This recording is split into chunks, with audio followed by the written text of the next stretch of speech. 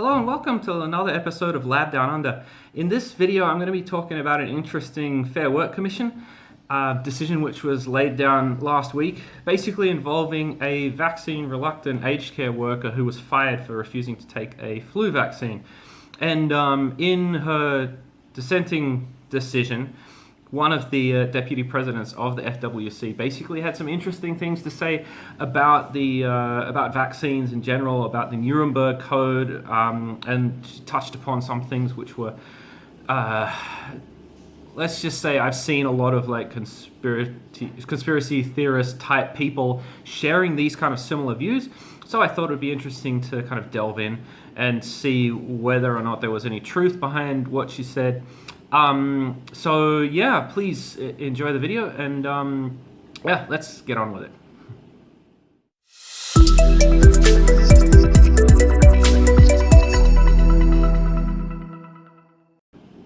Right, so the decision that I'm talking about was handed down on Monday, September the 27th, if I remember it correctly, and it's the decision of Jennifer Kimber versus the Sapphire Coast Community Aged Care company. So Sapphire runs a bunch of different aged care facilities around Australia, and Miss Kimber was working at Imlay House, which is an aged care facility in the New South Wales town of Pambala.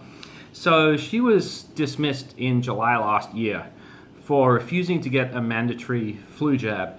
Now that was a couple of months into the COVID pandemic, and the aged care business industry basically started mandating flu vaccines to, I guess, reduce the risk of somebody catching the flu when there was COVID going around. And basically, Ms. Kimber refused to get the shot. She said she had adverse effects that from several years prior when she did get the flu vaccine, but she couldn't end up providing any proof that she did indeed get side effects. And so basically, without any proof, the company decided that there was no reason to exempt her from getting the shot, and basically they dismissed her. So she took that case to the Fair Work Commission. She lost in the first instance, went to appeal, and it's the appeal judgment that I really want to talk about, because although she lost the appeal as well. Two out of the three decision makers for the Fair Work Commission basically tossed her appeal. It was the other decision maker, Deputy President Lyndall Dean, who vehemently disagreed with the other two and made some interesting comments about COVID-19 vaccines and, alleged mandates that they had. So that's what I wanted to delve into today. I didn't really want to. I'm not going to touch on the legal aspects. Whether it's legal to fire somebody for not getting a vaccine or whatever. That's what the lawyers are, dealing with. Ms. Kimber lost the case, so obviously the majority of the legal experts that looked at this, 3 out of 4, agreed with Sapphire. So I'm not going to touch on that. I'm just going to look at what Deputy President Dean said in her dissenting part of this decision. So she basically said some comments about COVID-19, the COVID-19 vaccinations, saying that they were quote-unquote provisionally approved in Australia and quote-unquote still part of a clinical trial, and that by forcing or mandating these vaccines on people, it would breach the Nuremberg Code.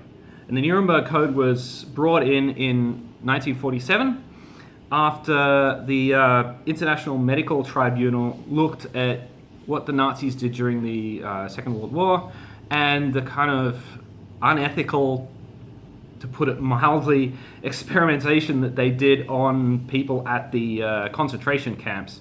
And then they drafted this Nuremberg Code, which has about 10 points, ethical points which you should follow with experimentation. One of those points is that you have to have informed consent. You have to have consent from someone before you offer them an experimental drug. And so Deputy President Dean drew this link which I will delve into, between the provisionally approved COVID-19 vaccines and the Nuremberg Code, which is which bars forcing people having experimental drugs. So there's a couple of points to make here, and these are backed up, and I will get into some expert commentary later on the Nuremberg Code and its connections with the COVID-19 vaccines. But a couple of points. Yes, the vaccines that we currently have here in Australia are provisionally approved. So that's the Pfizer vaccine, Moderna vaccine, and AstraZeneca.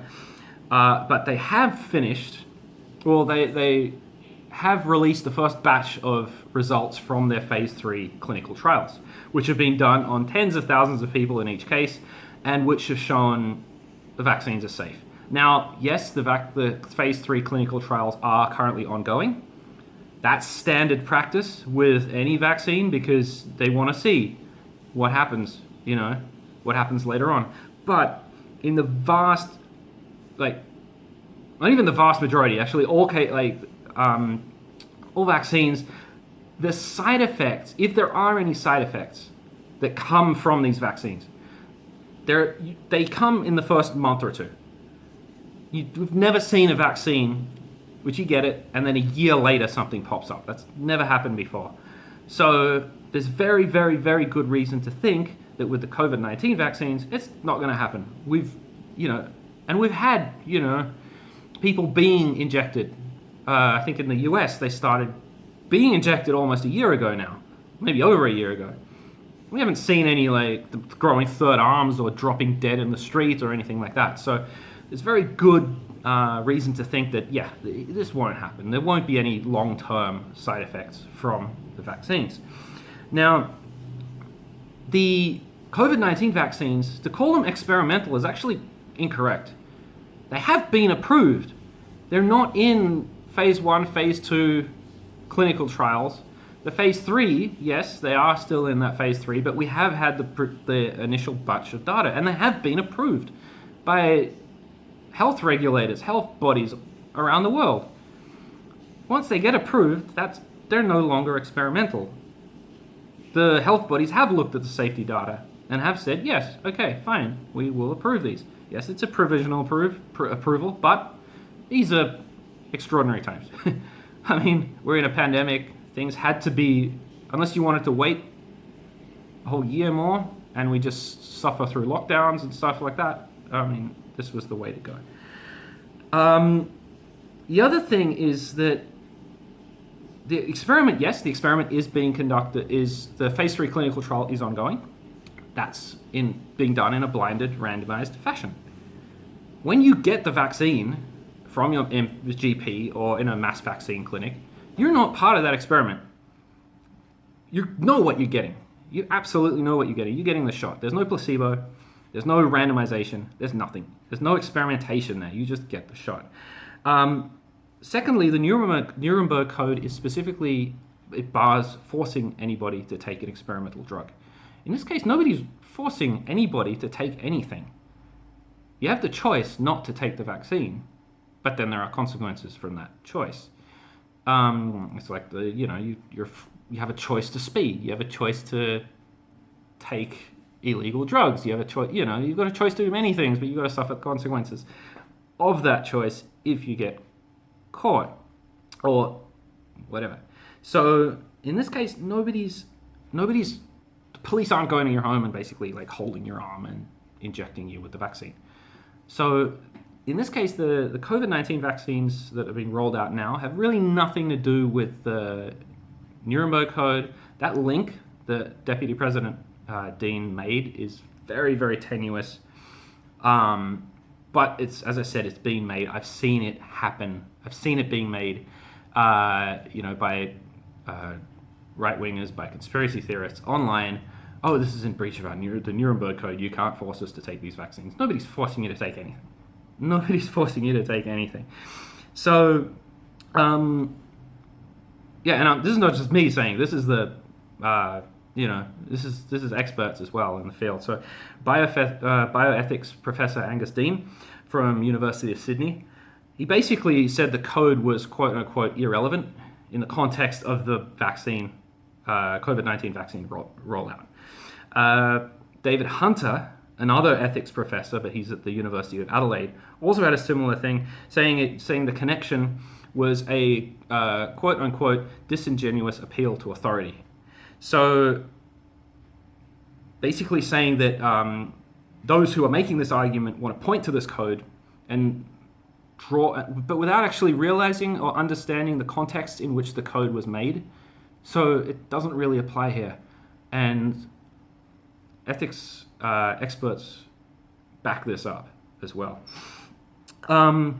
So Deputy President Lyndall Dean also made some other interesting statements referring to what's called the Great Barrington Declaration. So this was a recent letter which was put out by 40-odd professors, 40-odd scientific experts, we'll call them,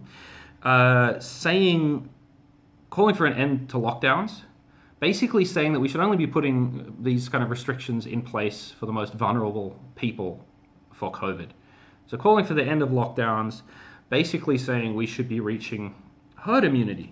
Now, this was an interesting declaration, because not only has it been panned by a lot of other health experts, it was signed by, I think, about 12,000 people at last count. Some of those were obviously fake. Dr. Johnny Bananas and Professor Cominic Dummings were two of the names, I think, that were found on this declaration. So, not that means, I don't know.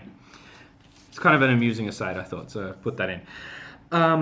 So, the declaration itself was put forward by an American libertarian think tank, the American Institute of Economic Research. And it's been, as I said, panned by a lot of health experts as misunderstanding or, making false claims about whether we can reach herd immunity and whether this will, in fact, protect the vulnerable if we have COVID running rampant in the community. And so we had Stephen Archer from he's the head of Department of Medicine at Queen's University in Ontario. He basically said the declaration itself put individual preference over public health interests, which, yes, that's a common theme we've found. My rights, my freedoms, I can do what I want. There was also, he said the declaration made a kind of false dichotomy between, we have to choose between total lockdowns or complete freedoms, which nobody's advocating for either one. We're advocating for something in the middle at this point. Something away from total lockdowns, but something that's not entirely, back to normal at this point. And he also said that it misunderstood the scientific process of herd immunity.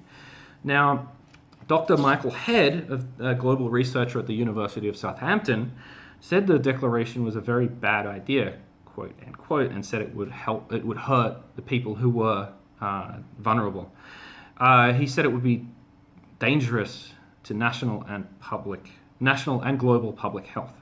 So, and it also ignores the effects of long COVID. And long COVID is basically after you get COVID-19, there's a certain percentage, it's between 10 and 20% at this point, people who retain symptoms for a long period after. There have been cases of people still having symptoms of COVID a year afterwards.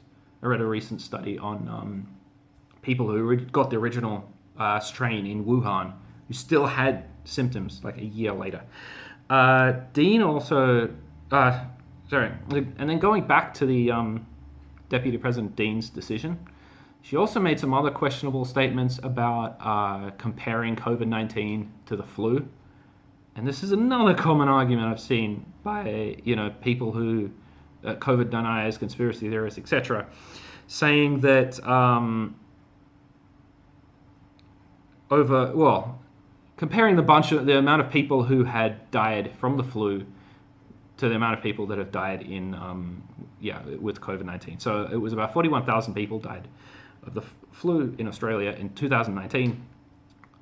Over the life of the pandemic, only about 1,000 people have died. The thing is, context is important in this case, because you have to remember that COVID was, like, the COVID numbers are so low because we locked down. If we didn't lock down, you need only look overseas at the number of people who have died from countries that didn't implement proper lockdowns. That number, the COVID fatality number, would have been a lot higher. So by making that comparison, she's also omitting a lot of context in this case. And another thing to remember is that the flu cases, in fact, in 2020 and 2021 actually went down as well. So there's a lot of context that's missing out from, cases making statements like this. So I think it was interesting to me because this whole decision, these comments made by Deputy President Dean, because I didn't expect to see them in somebody like a Deputy President of the Fair Work Commission. Like I said, I've been seeing these things floating around online in various fringe groups, etc. But it was interesting, it was unusual to see them in a Fair Work Commission. And although she was in the minority, she was a dissenting decision maker in that case, it was still unusual. A little bit jarring, actually, I admit, to see it there. But once you look into the claims that, that were made, they're kind of easy to see. They're not really, they're kind of tenuous, to say the least. So I thought it would be, a good idea to delve into that. And I hope you've learned something, and I hope you found this interesting. So, if you have a comment, please leave a comment below, like, subscribe, and I will see you next time. Till next time then, bye-bye.